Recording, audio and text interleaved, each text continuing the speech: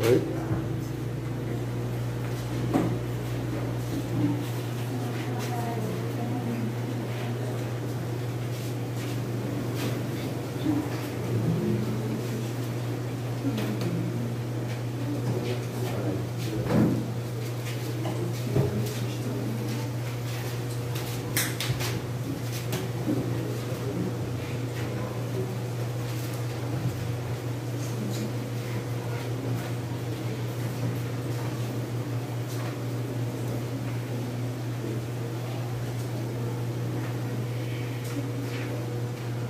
Salve, irmãos, com a graça, a paz e a misericórdia de Deus o Pai e da de nosso Senhor e Salvador Jesus Cristo. Amém, irmãos? Amém.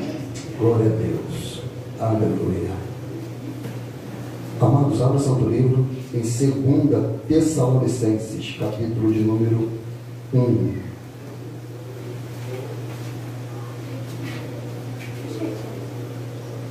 Segundo Tessalonicenses, capítulo de número 1.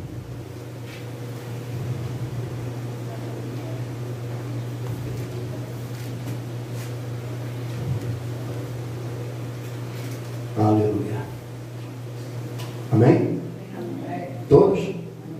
Glória a Deus. Diz assim o Sagrado Livro: Paulo e Silvano e Timóteo, a igreja dos Tessalonicenses em Deus, nosso Pai e nosso Senhor Jesus Cristo, graça e paz a vós da parte de Deus, nosso Pai, e da de nosso Senhor Jesus Cristo. Sempre devemos, irmãos, dar graças a Deus por vós, como é de razão, porque a vossa fé cresce muitíssimo, e o amor de cada um de vós aumenta, de uns para com os outros, de maneira que nós mesmos nos gloriamos de vós nas igrejas de Deus, por causa da vossa paciência e fé, e em todas as vossas perseguições e aflições que suportais, prova clara do justo juízo de Deus, para que sejais havidos por dignos do reino de Deus, pelo qual também padeceis, se de fato é justo diante de Deus que dê em paga tribulação aos que vos atribulam, e a vós, que sois atribulados, descanso convosco, quando se manifestar o Senhor Jesus desde o céu, com os anjos do seu poder, como labareda de fogo, tomando a vingança dos que não conhecem a Deus e dos que não obedecem ao Evangelho de nosso Senhor Jesus Cristo, os quais por castigo padecerão eterna perdição ante a face do Senhor e a glória do seu poder, quando vier para ser glorificado nos seus santos e para se fazer admirável naquele dia em que todos os que creem, porquanto o nosso testemunho foi crido entre vós, pelo que também rogamos sempre por vós, para que o nosso Deus vos faça dignos da sua vocação e cumpra com todo o desejo da sua bondade e a obra da fé com poder, para que o nome do nosso Senhor Jesus Cristo seja em vós glorificado e vós nele, segundo a graça do nosso Deus e do nosso Senhor Jesus Cristo. Amém. Louvado seja o nome do Senhor. Pode tomar seu assento, por gentileza.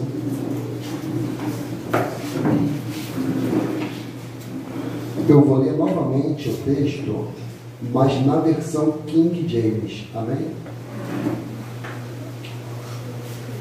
Diz assim na versão: Paulo, Silvano e Timóteo, a igreja dos Tessalonicenses em Deus, nosso Pai, e no Senhor Jesus Cristo, graça e paz a vós outros, da parte de Deus, Pai, e do Senhor Jesus Cristo.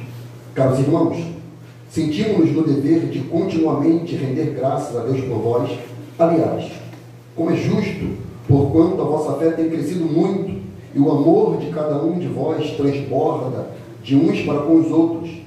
Por essa razão, nos gloriamos em vós perante as igrejas de Deus, devido à perseverança e fé demonstrada por vós em todas as perseguições e nas aflições que estáis suportando. Elas são provas evidentes. Elas o quê? A perseguição, a aflição. Elas são provas evidentes do justo julgamento de Deus, a fim de que sejais considerados dignos do reino de Deus, pelo qual sofreis. De fato é justo diante de Deus que Ele retribua com aflições os que vos causam tribulações. E quando a vós, que sois atribulados, quem que é atribulado? A igreja, vos dê pleno alívio, bem como a nós, assim que o nosso Senhor se revelar do céu com os seus anjos poderosos em meio a chamas flamejantes, e Ele punirá os que não conhecem a Deus, os que não são submissos ao Evangelho de nosso Senhor Jesus. Eles sofrerão a pena de destruição eterna, a separação permanente da presença do Senhor e da majestade do seu poder. Esse evento se dará no dia em que Ele vier, ó glória, para ser glorificado nos seus santos e exaltado em todos os que tiverem crido, inclusive em vós que credes em nosso testemunho. Conscientes desse fato, oramos constantemente por vós, a fim de que o nosso Deus vos torne dignos da vossa vocação e cumpra com poder todo desejo e toda ação que resulta da fé.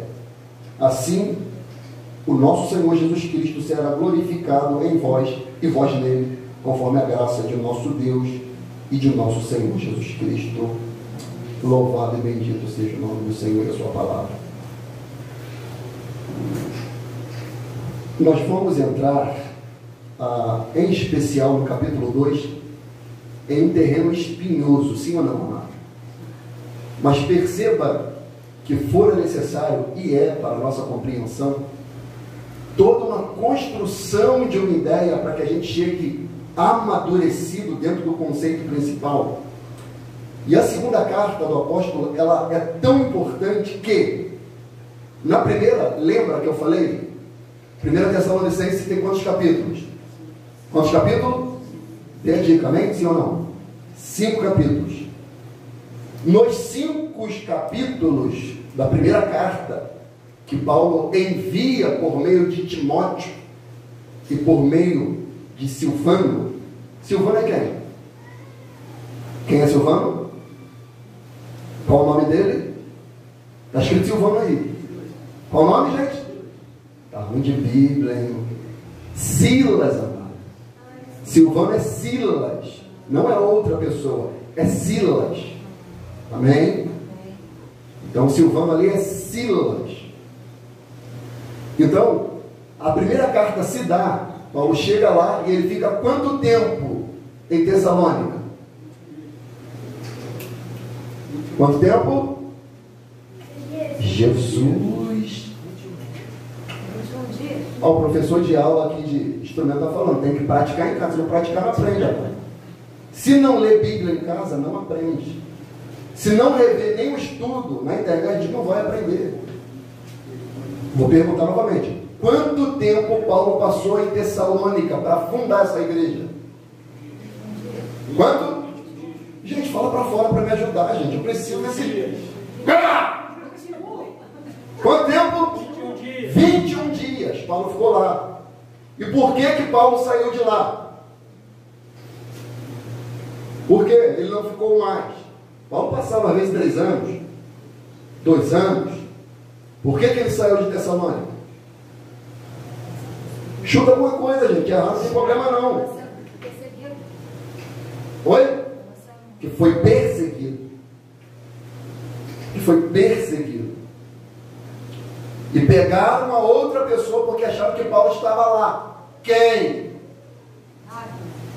Oi? Não. Jasson, gente. Só aí de gato tá tirando 10. Jasson. Mas Paulo foi lá, pregou, evangelizou, falou sobre Cristo, sobre o Verbo, a encarnação do Verbo. E ele se fez carne, habitou, morreu na cruz, ressuscitou. Paulo ensina esses fundamentos da fé. E Paulo robustece mais em 3 semanas 3 sábados na sinagoga dos judeus. Foram os próprios judeus, amados, que perseguiram Paulo. Os próprios irmãos perseguiram Paulo. Nota de rodapé. Jesus nos alertou sobre isso. O quê? Que próximo da vinda dele, ele diz: um irmão entregará o seu irmão. Será que é irmão? Mas vai se dizer irmão. Aparecerá como irmão. Aparentemente, será alguém que serve a Deus. Mas ele vai servir a outro Deus. Então Paulo ele sai por causa da perseguição dos judeus. Mas eles estavam tão abertos ao Evangelho, à palavra, que essa palavra entrou numa terra fértil e produziu frutos. Eles se converteram. Eles abandonaram a idolatria. Eles saíram do adultério. Saíram da mentira. Deixaram os ídolos. E passaram a servir o Deus único e verdadeiro. Oh, glória. E ali, pela saída rápida do apóstolo Paulo, ficou dúvidas.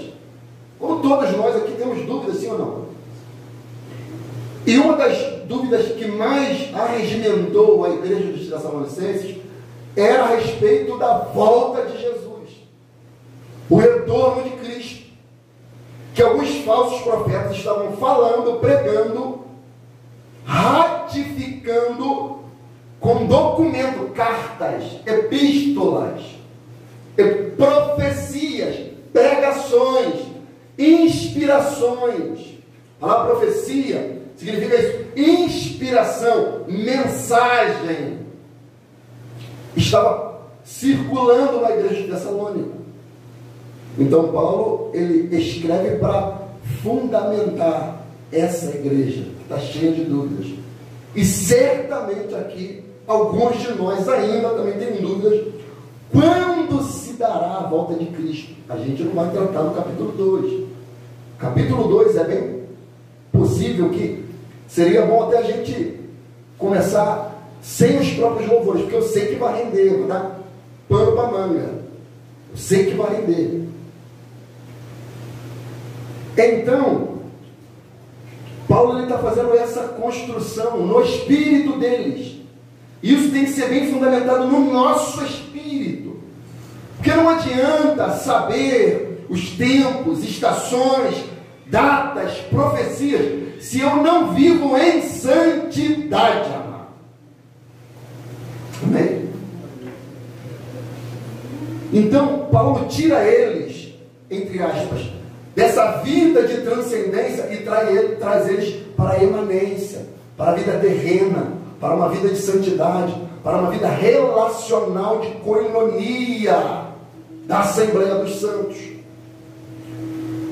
Então, note, eu não abordei esses versículos aqui no capítulo 5, mas eu queria retornar um pouquinho com vocês, para que a gente possa ressaltar alguns pontos aqui. Volte um pouquinho em Tessalonicenses capítulo 5. Vamos aqui a partir do verso 16.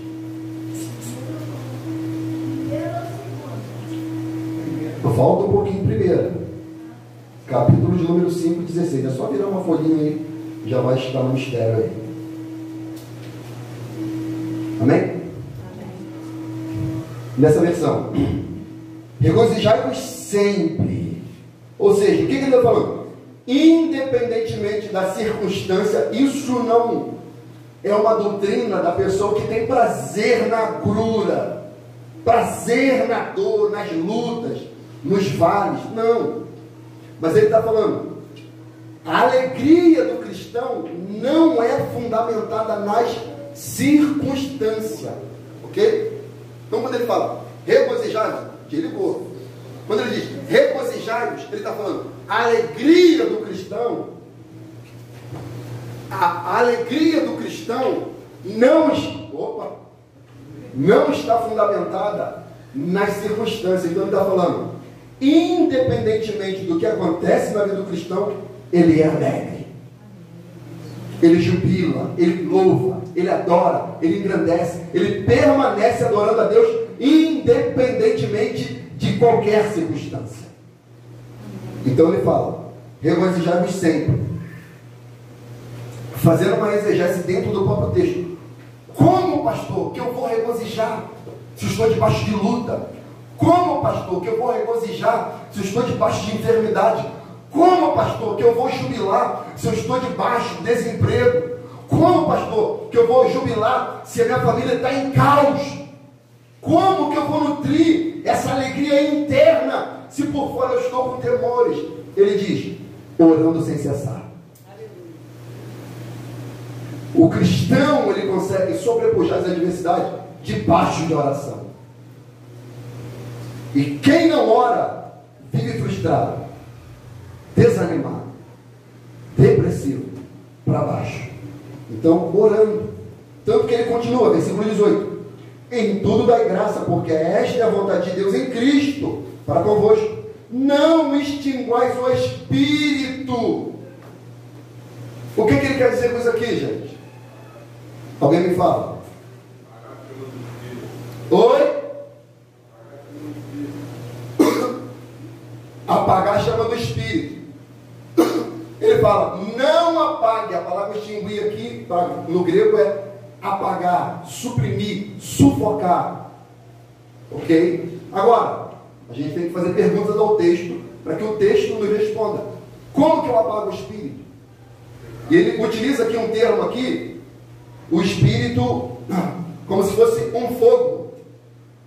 Ele fala: não apague o fogo do Espírito, a chama, a brasa, a sarça que estava lá, que Moisés via e não se consumia. Como que eu faço isso?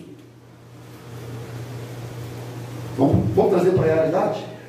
Mano, para a gente tentar compreender. Como é que se apaga um fogo? Oi?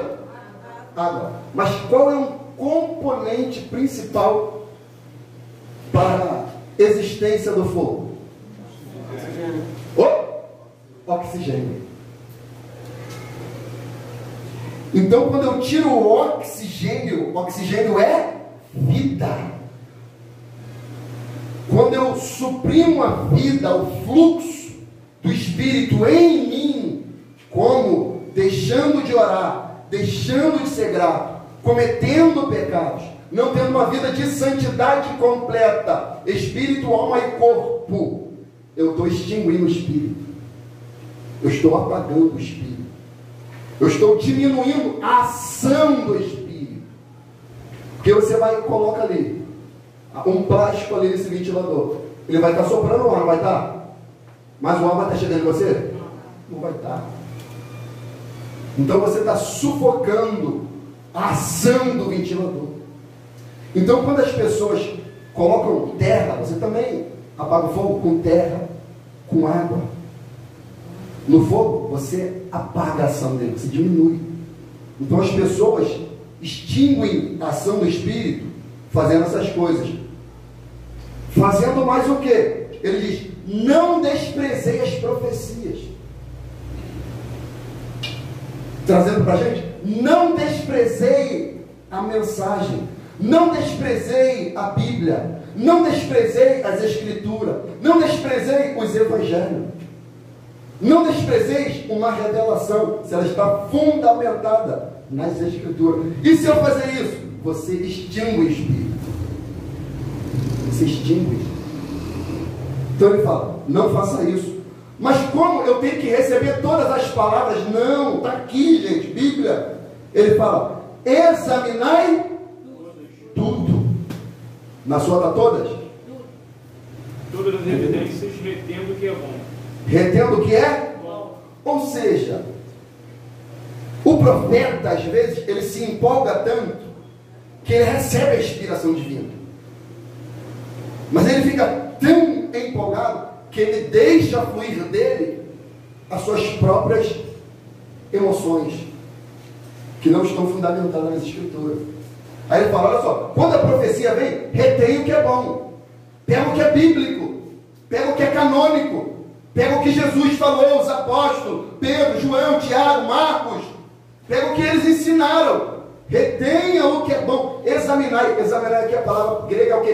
Teste, coloque a prova, gente. As pessoas têm maneira, recebe tudo quanto é tipo de profecia. Não pode alguém se levantar falando em línguas estranhas, que as pessoas acham que é Deus, gente. Examinai as profecias, retenha o que é bom. Eu já falei aqui, qualquer profecia que emanar, anote, coloque a data, espere. Se acontecer, é de Deus. Se não acontecer, tal profeta falou segundo o seu coração ou segundo os ídolos que ele adora. Então examine.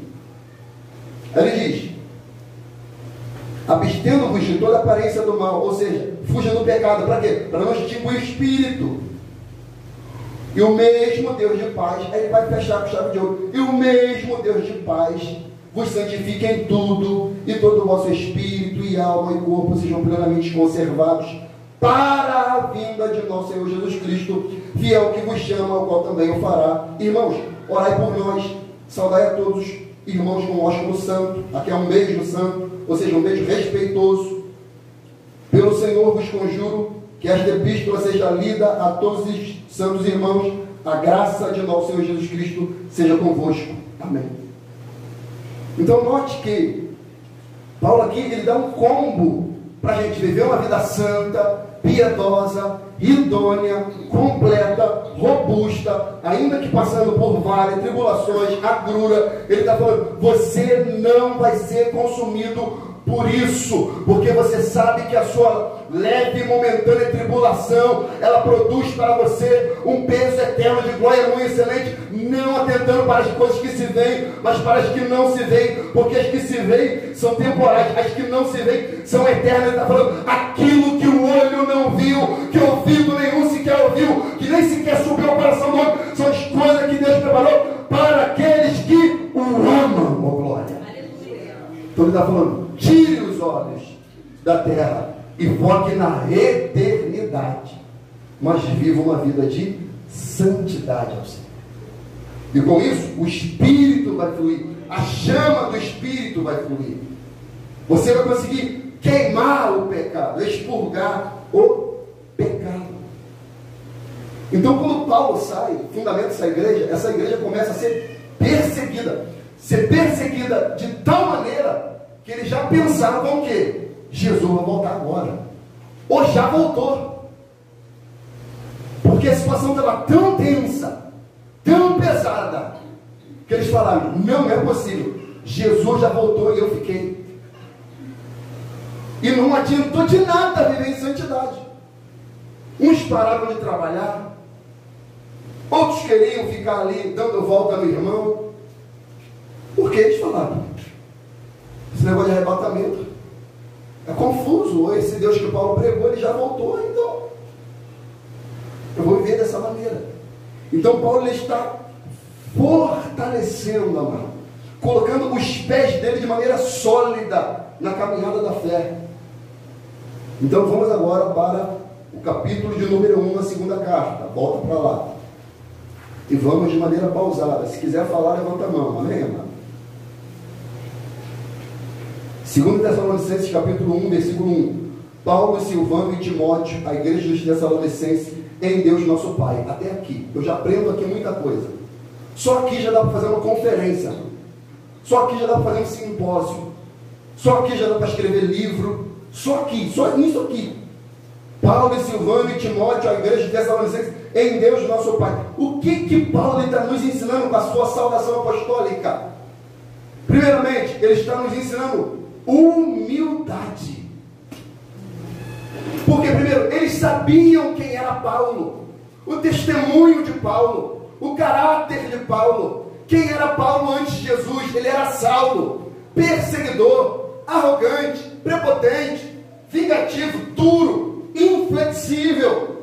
Mas depois de Cristo, depois que ele vê a brilhante estrela da manhã, depois que ele vê o sol da justiça, e ele fica cego para o mundo, mas aberto para ver Deus, porque ele vê Jesus Cristo, aleluia.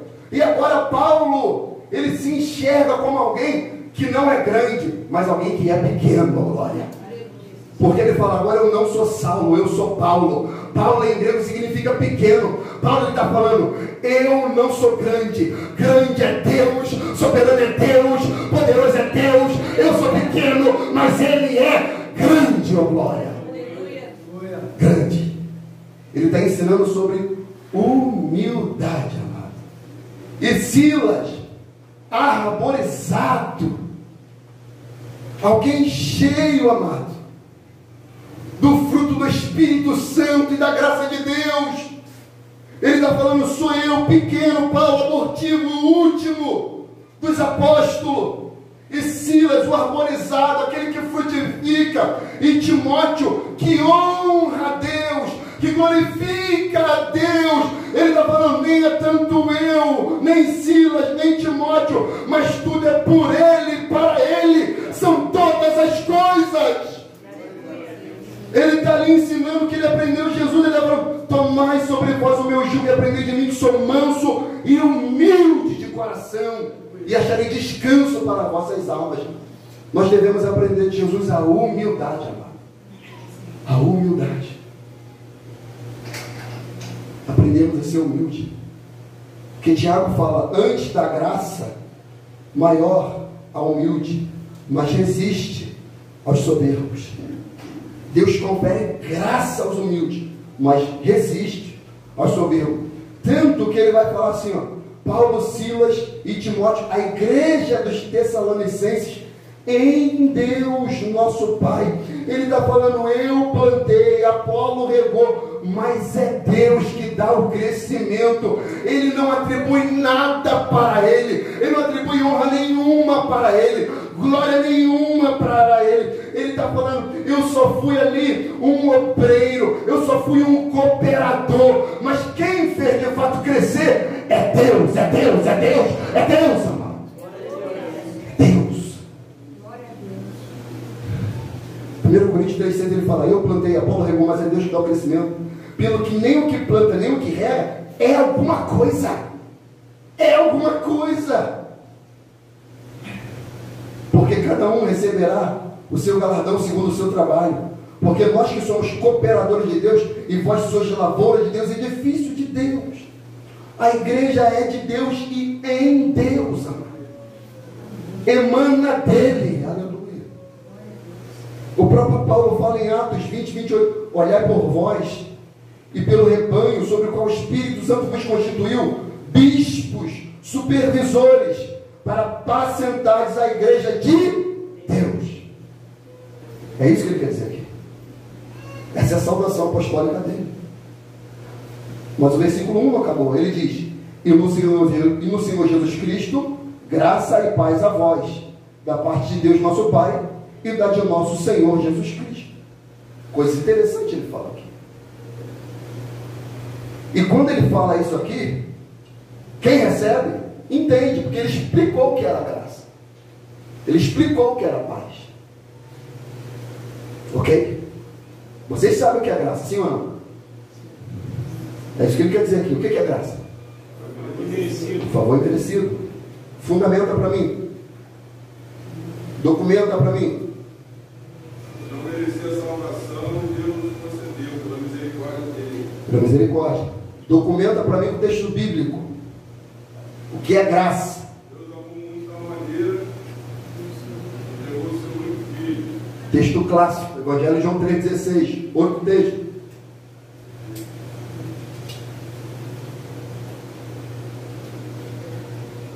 Ele falou, e no Senhor Jesus Cristo, graça. Ou seja, no Senhor é o que? É graça. No Senhor é graça. E o que? Paz a vós, da parte de Deus, nosso Pai, e da de nosso Senhor Jesus Cristo. Então ele utiliza dois elementos: graça e paz. O que é graça? Vocês já falaram, é um favor imerecido, mas documenta isso, amado, com subsídios bíblicos. Nos reconciliou consigo mesmo. Oi? Nos reconciliou consigo mesmo. Nos reconciliou consigo mesmo. Mérito nosso? Não. Efésios 2,4. Mas Deus, que é riquíssimo em misericórdia pelo seu muito amor com que nos amou, estando nós ainda mortos em nossas ofensas, nos vivificou juntamente com Cristo. Pela graça sois? A gente estava morto. E Ele nos ressuscitou. Em quem? Cristo. E por Cristo, por meio da graça, nós somos? Versículo 6 de Efésios 2. E nos ressuscitou juntamente com Ele, nos fez assentar nos lugares celestiais, em Cristo Jesus, para demonstrar nos séculos vindouros as abundantes riquezas da sua graça, pela sua benignidade para convosco em Cristo, porque pela graça sois, por meio do quê? Por meio da fé. Da fé. Sem fé é impossível agradar a Deus. Lembra que ele falou lá no texto? Veja que a fé de vocês cresce, aumenta. No meio da tribulação, a fé de vocês não diminuiu, está aumentando. No meio da pandemia, a fé de vocês não diminuiu, aumentou. No meio da falta de recursos, pessoas morrendo, sucumbindo, mudança de governo, vocês não abandonaram Jesus, a fé de vocês aumentou. Ele diz, isso não vem de vós, é dom de Deus. Não vem nem das obras para que ninguém se glorie, porque somos feitura sua, criada em Cristo Jesus, para as boas obras, as quais Deus preparou para que andássemos nela. Então, aqui também há uma confusão. Por que a gente tem que entender isso, gente? Porque hoje, em nossos tempos, também há pessoas que compreendem que a graça dá precedente para a libertinagem. E não dá. Porque se formos salvos pela graça, e eu já estou salvo, e uma vez salvo, salvo para sempre, comemos e bebemos porque amanhã morreremos. E eu estou salvo. E não é assim que a Bíblia ensina. A graça, ela me impulsiona, ela me educa, ela me lança de maneira natural para viver uma vida diferente, a novidade de vida. Esse texto aqui é esplêndido, eu quero que você abra. Tito capítulo 2. Alguém leia para mim, por gentileza. Tito capítulo 2, versículo 11 a 15. Portanto, a graça de Deus se manifestou salvadora a todos os homens. Ponto. Se parar aí, já dá uma heresia. Se parasse aí, a graça de Deus se manifestou salvadora a todos os homens. Ok? Ou seja, o que ele quer explicar aí? Ele quer entender que o desejo de Deus é salvar todo o homem. Mas ele vai salvar todos? Não. Continua. Educando-nos para que, renegadas a impiedade e as paixões mundanas, vivemos no presente século, sensata, justa e piedosamente. Ponto. Quem que vai nos educar aí? Dentro desse texto que você leu aí. O quê? A graça. A graça que educa. Agora, como que pessoas se dizem salva e não têm um comportamento de educação? Por exemplo, você leva seu filho para almoçar na casa de alguém. Seu filho chega lá, ele vai falar por meio do comportamento. Alguém vai ver seu filho sentando, chegando, dando bom dia, boa tarde, dá licença, posso ir? Posso abrir a geladeira? Posso beber água? Posso ir ao banheiro? Senta, educado, dá licença.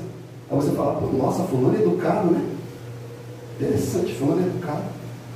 Ele é educado porque ele aprendeu. E ele praticou.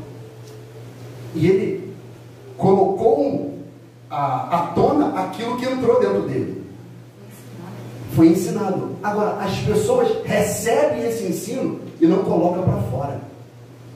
Não manifesta isso. Isso não tem evidências. Não é a graça. É qualquer outra coisa, menos a graça. Então ele está falando, essa graça aqui, porque a graça de Deus se manifestou, trazendo salvação a todos os homens, ensinando, outra tradução, educando-nos ao quê? Ao quê? Gente, eu ouço isso, vocês têm noção, eu ouvi isso hoje de manhã, 7h30 da manhã. 7h30 da manhã, gente. Aí minha cara pinica. Tem, parece que está comigo quente, cara cheio de...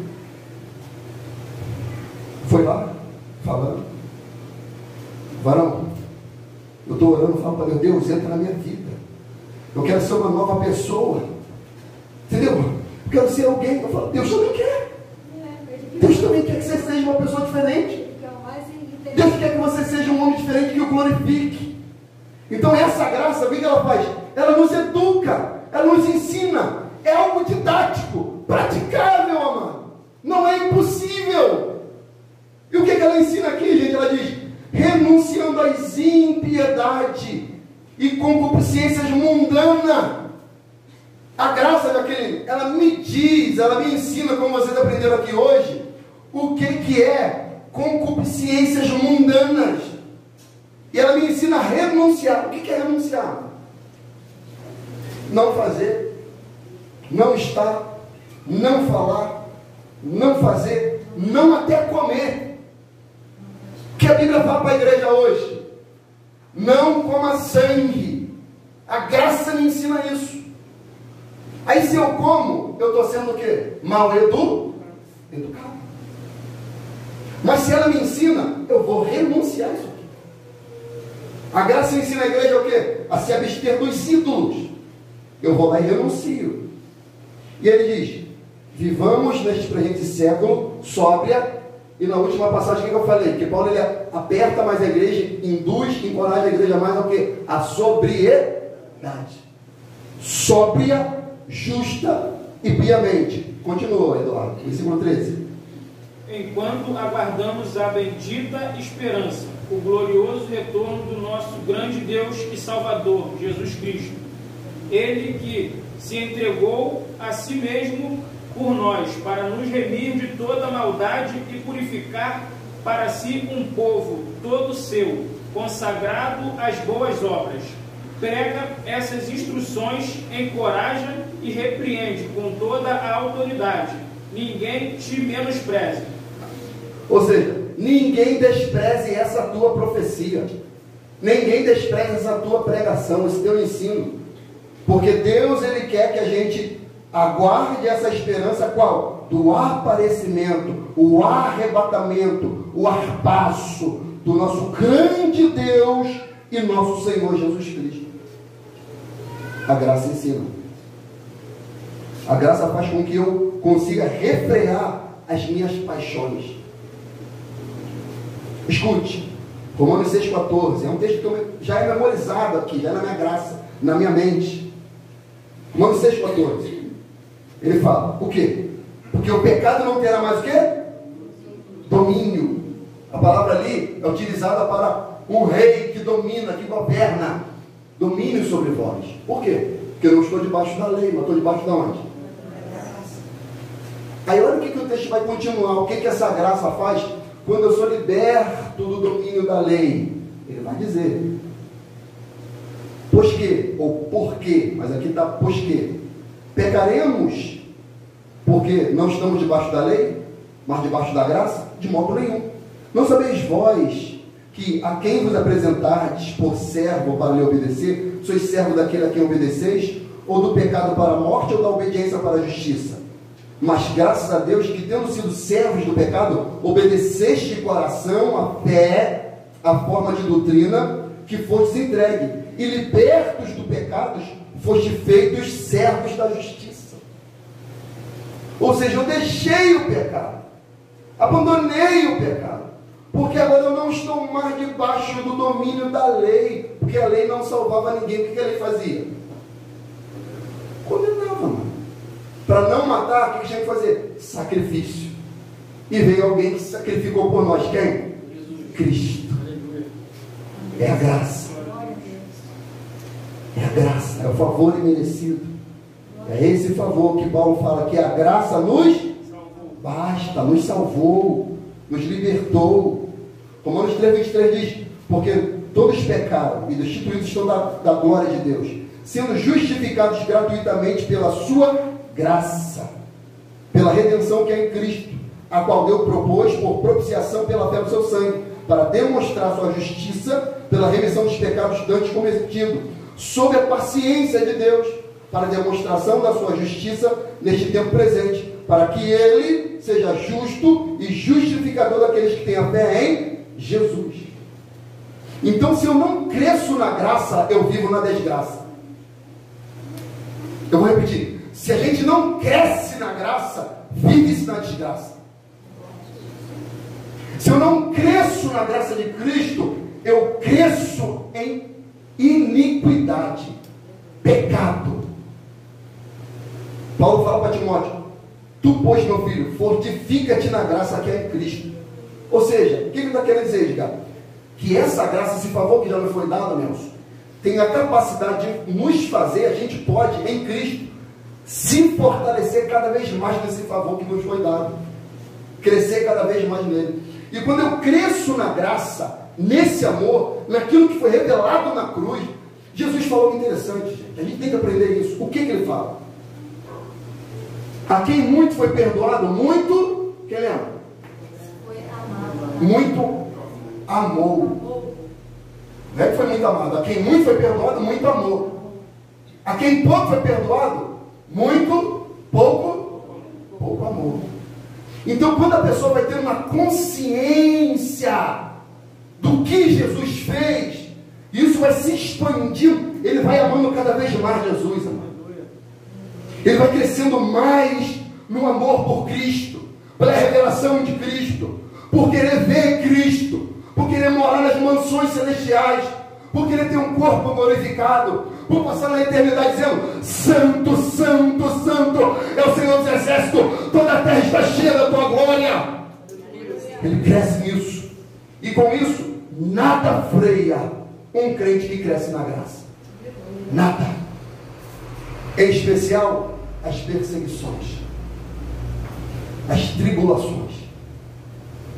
Porque a quem pouco foi perdoado, pouco ama. Tem a passagem do semeador que ele fala, olha aí, que aquele que foi semeado a palavra, mas quando vem as tribulações, perseguições por causa da palavra, diz a Bíblia que ele, ele sai fora. Pode ler, você achou? Pode ler. Tendo Jesus saído de casa naquele dia, estava sentado junto ao mar. Mateus 13. Mateus? Palavra do semeador, né? Isso, vai ler. E ajuntou-se muita gente ao pé dele, de sorte que, entrando num barco, se assentou, e toda a multidão estava em pé na praia. E falou-lhe de muitas coisas por parábolas, dizendo: eis que o semeador saiu a semear. E quando semeava, uma parte da semente caiu ao pé do caminho. Então vieram as aves e comeram-na. E outra parte caiu entre pedregais, onde não havia terra bastante, e logo cresceu, porque não tinha terra funda. Mas vindo o sol, queimou-se e secou-se, porque não tinha raiz. E outra caiu entre espinhos, e os espinhos cresceram e sufocaram-na. E outra caiu em boa terra, e deu fruto. Um grão produziu 100, outro 60 e outro 30. Quem tem ouvidos para ouvir, ouça. E acercando-se deles, os discípulos disseram: por que lhes falas por parábolas? Ele respondendo disse-lhes: porque a vós é dado a conhecer os mistérios do reino dos céus, mas a eles não lhes é dado. Porque aquele que tem se dará e terá em abundância, mas aquele que não tem, até aquilo que ele tem será tirado. Até o que ele tem vai ser tirado. Olha isso, hein? Vai. Por isso lhes falo por parábolas, porque eles vendo não veem, e ouvindo não ouvem, nem compreendem. E nele se cumpre a profecia de Isaías que diz: ouvindo ouvireis, mas não compreendereis, e vendo vereis, mas não percebereis. Porque o coração deste povo está endurecido, e ouviram de mau grado. Com seus ouvidos fecharam seus olhos, para que não vejam com seus olhos e não ouçam com seus ouvidos, compreendam com o coração e se convertam, e eu os cure. Mas bem-aventurados os vossos olhos, porque veem, e os vossos ouvidos, porque ouvem. Porque em verdade vos digo que muitos profetas e justos desejaram ver o que vós vedes, e não viram, e ouviram o que vós ouvis, e não ouviram.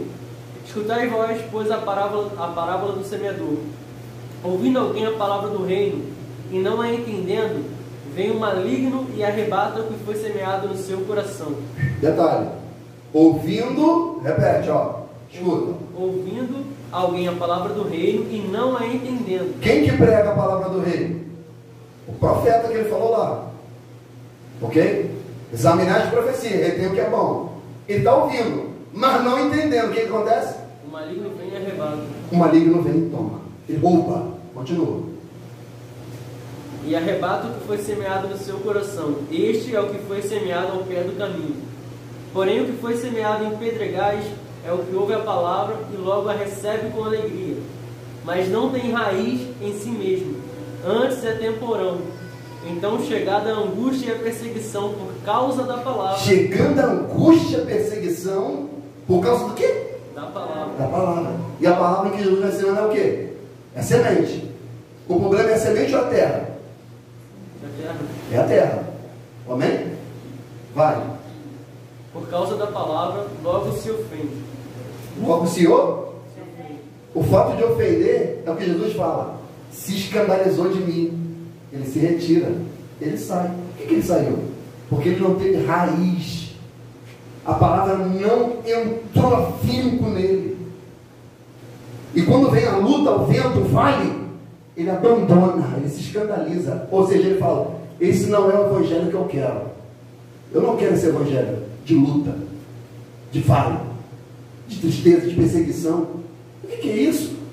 Eu recebi Cristo, o Senhor, e agora eu sou rechaçado, perseguido, preso. Não quero isso. Ele se escandaliza, ele sai. Então, esses Tessalônicos, agora a gente volta para lá. Esses Tessalônicos, eles receberam essa palavra. Elas caíram numa boa terra, Fernando. E agora, está se cumprindo uma palavra na vida deles. A perseguição começa a acontecer. Mas, entendam, não é a perseguição tribulacional.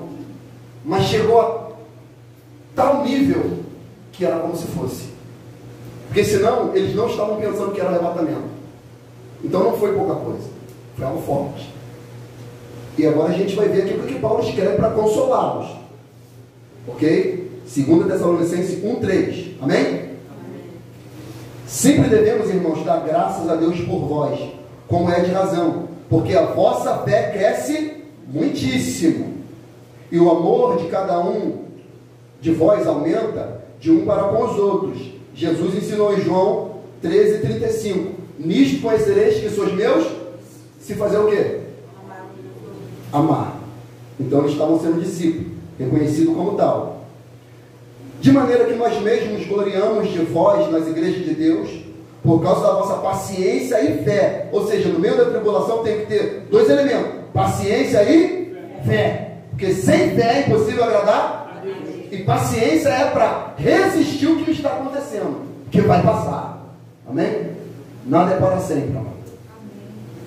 E ele diz: em todas as vossas perseguições e aflições que suportais, prova clara do justo juízo de Deus, para que sejais havidos por dignos do reino de Deus, pelo qual também padeceis. Se de fato é justo diante de Deus que dê em paga tribulação aos que vos atribulam, e a vós que sois atribulados, descanso convosco. Quando que vai vir, amado? Leia aí para mim. Quando que eles iriam ter paz? Quando que pararia a perseguição? Quando que pararia a tribulação? Quando? Está escrito aí. Quando se manifestar o Senhor Jesus. Fala bem alto. Quando? Se manifestar o Senhor Jesus. E o que é isso?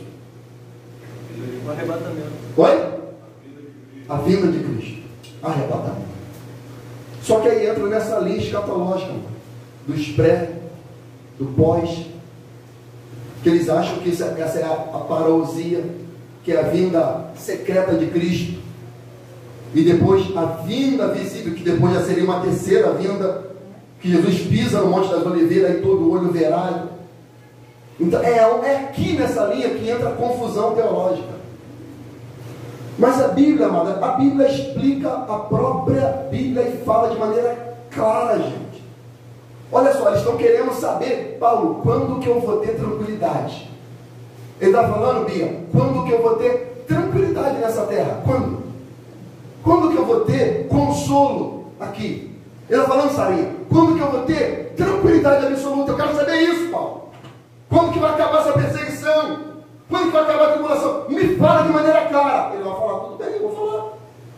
Ah, tá bom. Os que atribulam vocês, eles vão ser atribulados depois. Deus vai pagar eles com essa tribulação, que eles atribularam vocês. E vocês vão ter consolo, versículo, descanso convosco manifestar o Senhor Jesus desde o céu com seus anjos. Não é característica de arrebatamento? Não é o que ele falou lá? Em 1 Tessalonicenses capítulo 4, capítulo 5? Com os anjos do seu poder, com labareda de fogo, tomando vingança dos que não conhecem a Deus e dos que não obedecem ao Evangelho de nosso Senhor Jesus Cristo, os quais por castigo padecerão eterna perdição. Isso aqui não é julgamento final, não, mano? Sim. Eterna perdição. Não está claro o texto? E ele fala, ante a face do Senhor e a glória do seu poder, quando vier para ser glorificado nos seus santos, para fazer admirável naquele dia. Que dia é esse aqui, gente? O juízo final, o dia, não o dia final, o dia do arrebatamento, que ele vai glorificar os seus santos, os mortos em Cristo ressuscitarão, e aquele dia será admirável em todos os que creem, porquanto o nosso testemunho foi crido entre vós. Então ele está falando, tenham constância em meio à perseguição. Aí alguns dizem, e até ensinam isso, né? Então a pessoa vai ser salva pelas obras, porque se ela perseverar, foi o mérito dela, não o mérito de Cristo. Mas o que eu ensinei antes, a graça e paz, favor que a gente não merecia, em Cristo salvação, vivendo e frutificando em Deus. E se eu recuar, perdeu a graça. Fala. Tem um exemplo que eu sempre quando eu estou pregando para alguém, eu falando uma coisa assim, eu falo sobre ele. É que imagina se você estivesse num avião, alguém chegasse para você e falasse assim, olha, toma aqui esse paraquedas, só para o seu voo ser um pouco mais tranquilo, anda com ele aí. Seu voo seguro, né? Seu voo seguro, um voo... Você não está funcionando não, mas você anda com os paraquedas aí. Aí imagina você fica com aquele paraquedas, você é o único no avião com aquele paraquedas na mão. Todos os passageiros vão olhar para você e vai começar a rir. Olha lá, ele está com medo, né? Segura, o que está acontecendo? Aí vai vir alguém, de repente, zombando dele, rindo dele. De repente era uma moça passar, derramar café quente no colo dele. Daqui um pouco essa pessoa vai começar a se irritar, falando, não quero isso aqui não, falaram que eu tenho um voo mais seguro, mas não está acontecendo nada aqui, está tudo piorando, o pessoal está rindo de mim, café caiu quente em cima de mim, vai largar aquilo de lado. Mas agora imagina se chegasse para essa pessoa e falasse assim, segura esse paraquedas porque o avião vai cair, é a tua única salvação. Se rissem dele, será que ele largaria? Se o café quente caísse no colo dele, será que ele largaria? Pelo contrário, ele apertaria ainda mais forte e permaneceria mais próximo do paraquedas até o momento de ter que soltar. Porque assim, qual era o interesse? E por que Deus não revelou para ninguém? A Bíblia diz que só o Pai sabe. O dia e a... Ele fala, tempo e estação ninguém sabe, senão o Pai. Porque se ele deu sinais para a gente, evidências. Mas o dia, a hora, ninguém sabe. Quem ele quer ensinar?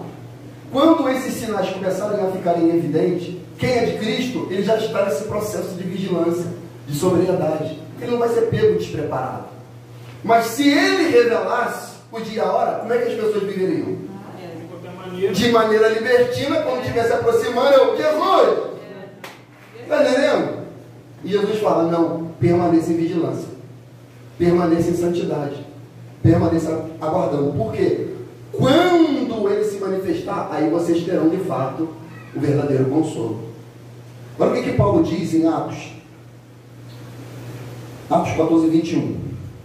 E tendo anunciado o Evangelho, presta atenção no texto, ó. E tendo anunciado o Evangelho naquela cidade, e feito muitos discípulos, ou seja, pregou, as pessoas receberam, tornaram discípulos. Voltaram para Listra, Icônio e Antioquia. E confirmando o ânimo dos discípulos, exortando-os a permanecer na fé, pois que por muitas tribulações nos importa entrar no reino de Deus.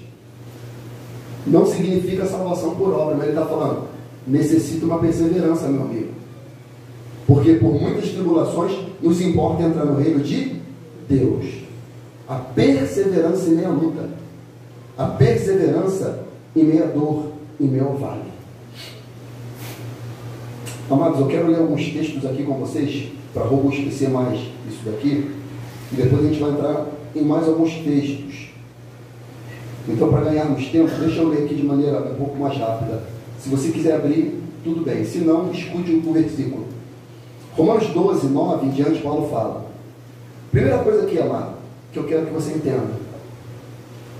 A ampulheta, o guia, o norte, que faz com que um santo caminhe, é o amor. É o amor. O amor é a marca do cristão. Quando ele ama, ele não adultera. Quando ele ama, ele não cobiça. Quando ele ama, ele não rouba. Quando ele ama a Deus acima de todas as coisas e o próximo como a ti mesmo. Então, o que vai ser uma evidência de um cristão é o amor. Tanto que, quando ele fala dos frutos do Espírito, qual é o primeiro? O amor. Ok? Romanos 12, 9 em diante. O amor não seja fingido. Aborrecei o mal, apegai-vos ao bem. Amai-vos cordialmente uns aos outros com amor fraternal, preferindo-os em honra uns aos outros. Não sejais vagarosos no cuidado, sejam fervorosos no espírito, servindo ao Senhor. Alegrai-vos na esperança, sede paciente na tribulação, perseverai na oração. No coaduna, que Paulo estava falando lá, perseverai na oração, comunicai com os santos nas suas necessidades, segui a hospitalidade, abençoai os que vos perseguem, abençoai os que vos amaldiçoam, alegrai-vos com os que se alegram e chorai com os que choram. Seja unânime entre vós, não ambicioneis coisas altas, acomodai os pais humildes. Não sejais sábios em vós mesmos, ou seja, não sejais sábios aos seus próprios olhos. A ninguém tornei mal por mal, procurei as coisas honestas perante todos os homens. Se for possível, quando estiver em vós, tende paz para com todos os homens. Não vos vingueis a vós mesmos, amados, mas dai lugar à ira, porque está escrito: minha vingança eu a recompensarei, diz o Senhor. Porquanto, se teu inimigo tiver fome, faz o quê? Dá veneno? Faz o quê? Dá um tiro na cabeça? Dá de comer. Mas tem vezes que dá vontade, dá? Só sendo crente, sim ou não? Tem que ser crente, amor, de verdade. Mas Jesus fala: minha é a vingança, e eu vou recompensar. Entenda. Escute isso aqui que eu vou falar para você. Nada, absolutamente nada, de que alguém faça contra nós, nas caras ou na calada, vai ficar impune. Jesus vai retribuir. Se teu inimigo tiver fome, dá-lhe de comer. Se tiver sede, dá-lhe de beber. Porquanto, fazendo isso, amontoarás brasas de fogo sobre a sua cabeça. Não deixes vencer pelo mal, mas vença o mal com o bem.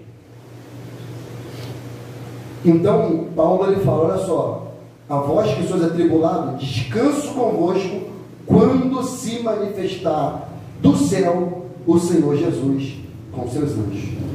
Então, quando, amado, que a gente vai ter paz? Quando Jesus...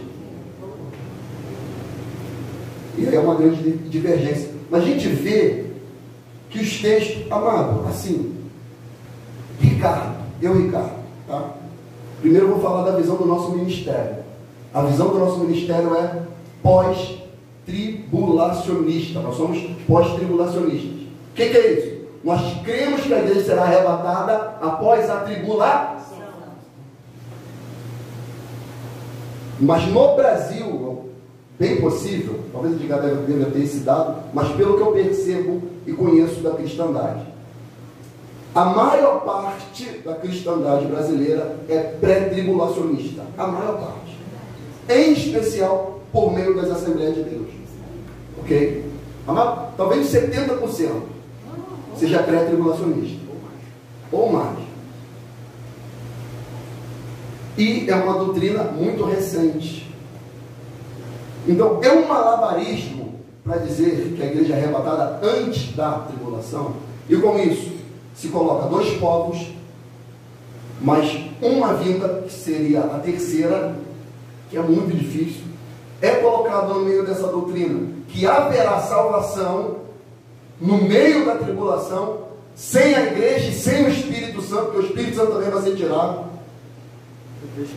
E como é que entra nisso daí, se a Bíblia diz que é o Espírito Santo, João 16, 7 a 8. Espírito Santo, quando vier, convencerá o homem do pecado. É o primeiro. Juízo, justiça e juízo.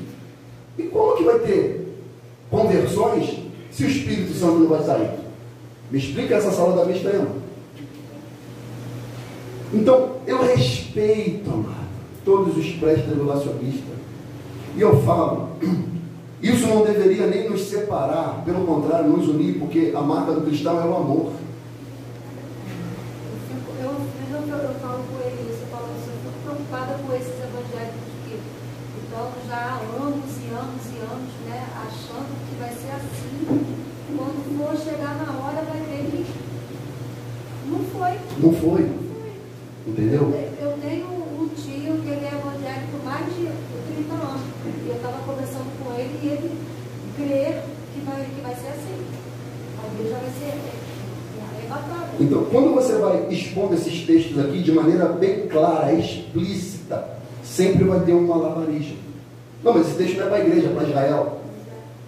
Eu falo, meu amado, mas em Cristo agora já não é mais judeu nem grego, nem bárbaro nem cita. Agora é um povo só. Agora é o povo de Deus, é a igreja. O arrebatamento é para a igreja.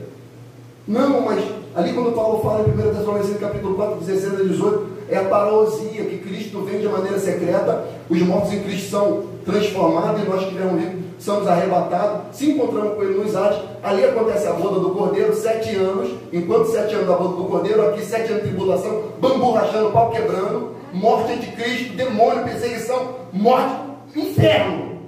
No final, Jesus vem, a segunda, e ele vai levar, aí a salvação é os 144 mil judeus que estavam espalhados, mas agora reconhece o Messias e são salvos. Aí acontece o milênio, e aí, paz e quietude. Está entendendo? Estou tentando resumir para vocês, de maneira clara para a gente ouvir.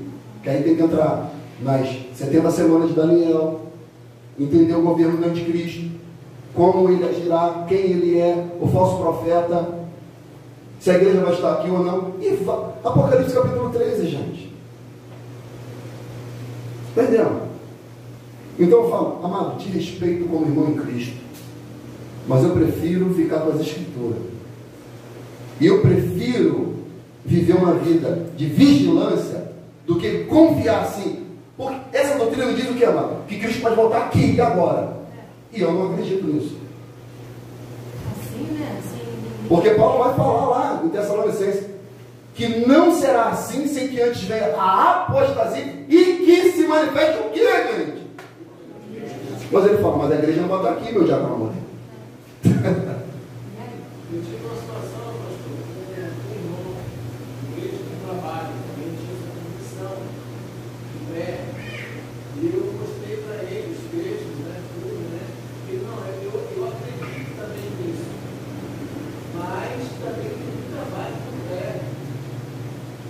Aí a professora foi orientar, eu falei, olha, independente disso, de fé ou pós, sem santificação, ninguém terá vida.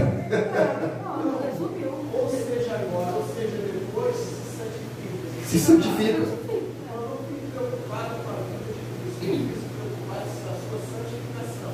É exatamente o que eu estava falando em todo o ensino. O que Paulo traz para eles? Viva em santidade. Viva. Porque quando Cristo voltar, ele quer encontrar sim. Aí ele leva. Amado, oi? Quando Cristo voltar, ou de repente quando morrer também, né? Ou quando morrer. Por exemplo, saiu daqui e morreu. E aí? Tá entendendo? É. É do pré. Oi? Glória a Deus. Mateus 24, amado, abra lá. Mateus 24, 29. Alguém lê aí, por favor.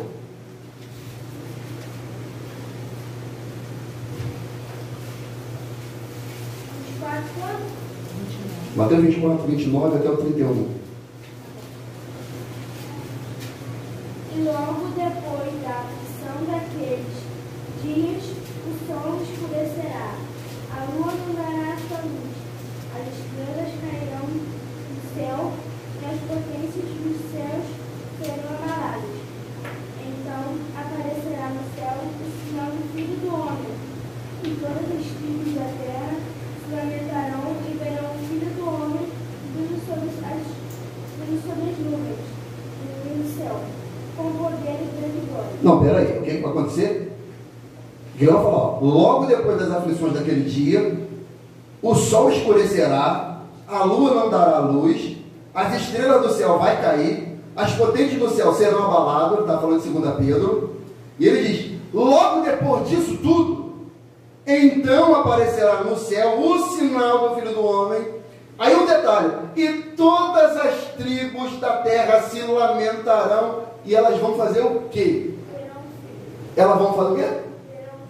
Verão o Filho. Eles verão com os olhos que a terra há de comer. O arrebatamento ele é visível.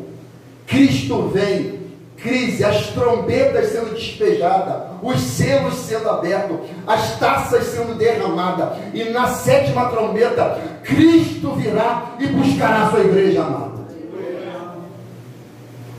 Eles verão. E ele vai falar aqui, eles falam que isso aqui não é arrebatamento, gente. Eles dizem aqui, ó, e ele enviará os seus anjos com rigor, rígido clamor de trombeta, os quais ajuntarão seus escolhidos. Quem é esse escolhido aqui? Eles falam, é Israel.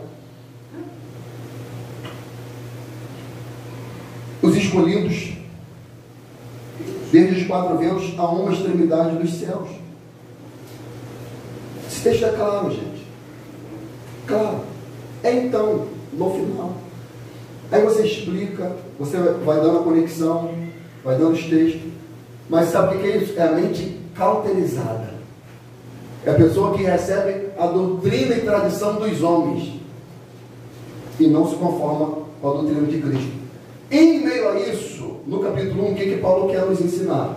Perseverança em meio à tribulação. Deixa eu ler alguns textos aqui, que a hora não para. 1 Pedro 3,14 em diante. Mas também se padecerdes por amor da justiça, sois bem-aventurados. E não temeis com o medo daqueles, nem vos turbeis, antes santificai a Cristo como Senhor em vosso coração, estáis sempre preparados para responder com mansidão e temor a qualquer custo de razão da esperança que há em vós, tendo uma boa consciência, para que naquilo que falam mal de vós, como que de malfeitores, fiquem confundidos os que blasfemam no vosso bom procedimento em Cristo, porque é melhor que padeçais fazendo bem, se a vontade de Deus assim o quer, que fazendo o mal. Então ele está falando, aí ele vai continuar. Eu estou em 1 Pedro capítulo 3, 1 Pedro capítulo 4. Eu queria ir lá para o 10, mas eu já peguei logo o capítulo todo para a gente ter uma melhor compreensão. Ora, pois, já que Cristo padeceu por nós na carne, armai-vos também vós com este pensamento, que aquele que padeceu na carne já cessou do pecado, para que no tempo em que vos resta na carne, não vivais mais segundo as concupiscências dos homens, mas segundo a vontade de Deus.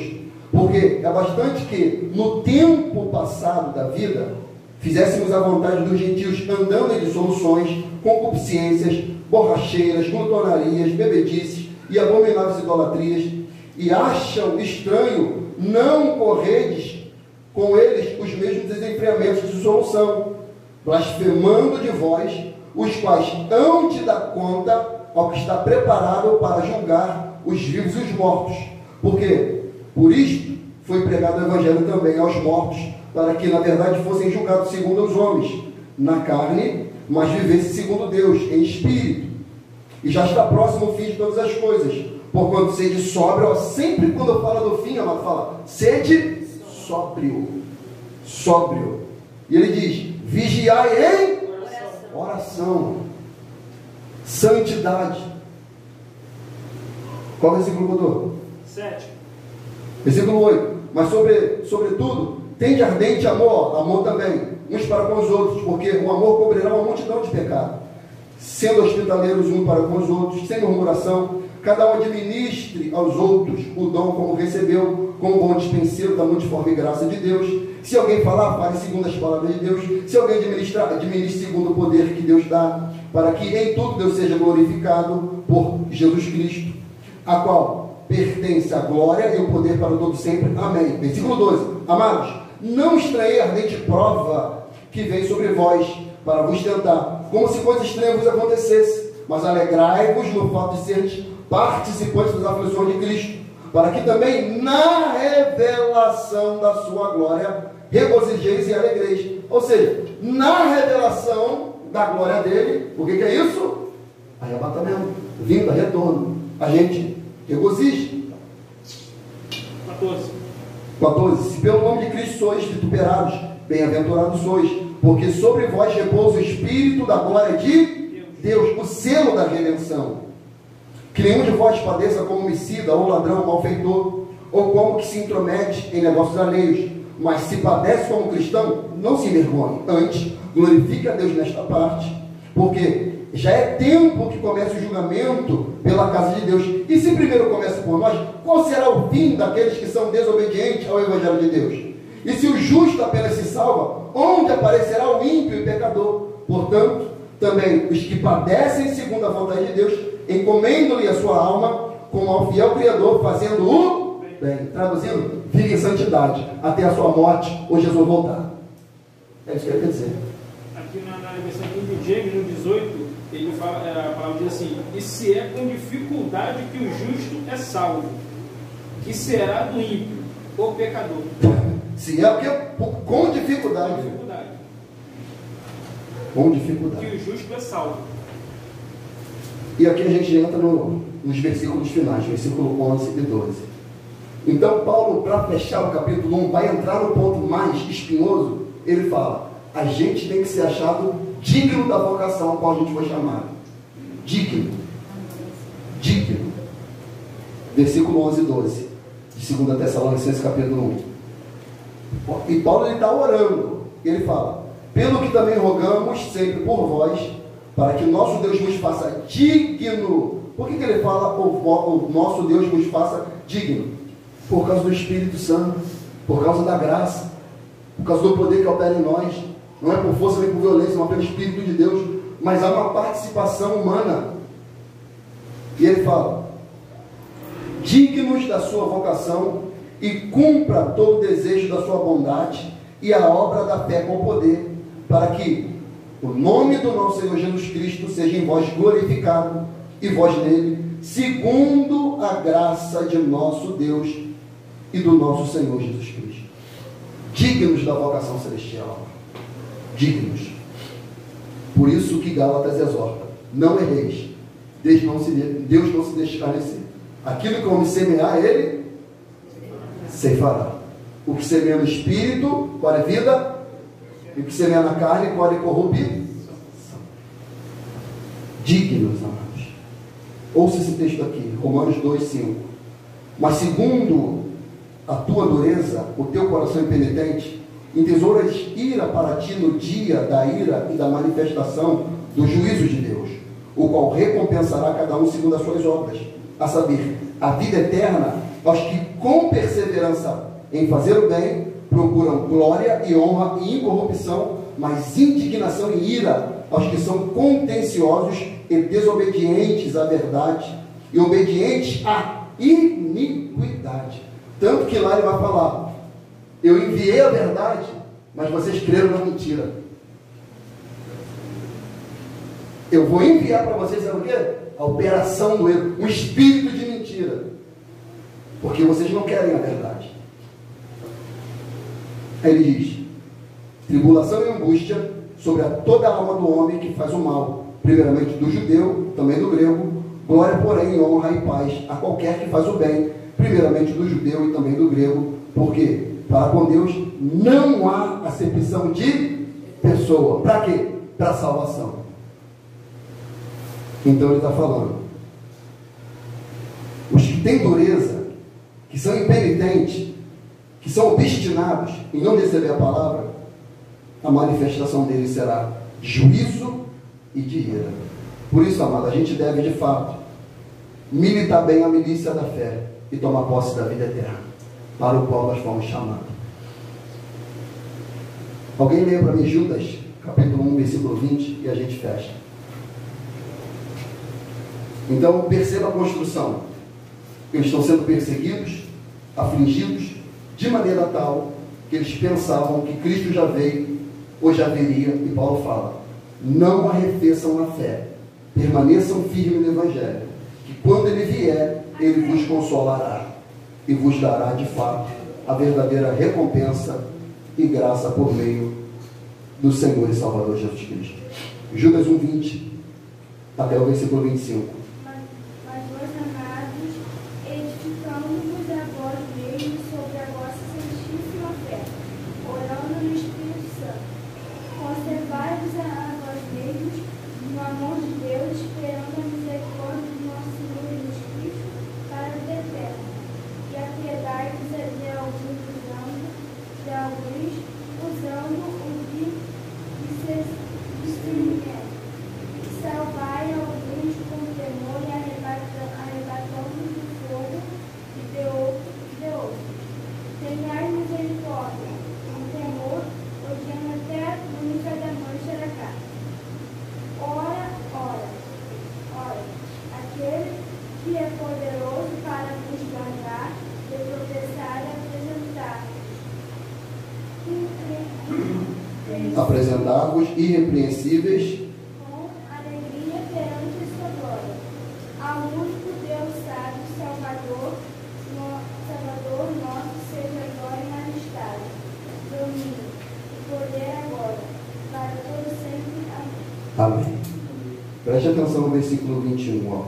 Conservai a vós mesmos no amor de Deus, esperando a misericórdia do nosso Senhor Jesus Cristo para a vida eterna.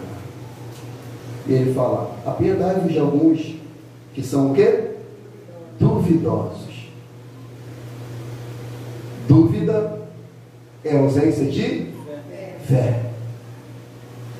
E ele fala: tenta salvar alguns desses, tirando eles do fogo, e tende misericórdia com temor, aborrecendo até a roupa manchada de sangue, a roupa manchada de carne, ou seja, ele está falando de pecado. Então, o que a gente deve ter em mente? Santificação, sem a qual ninguém verá a Deus. Amém, amados? Podemos ficar de pé?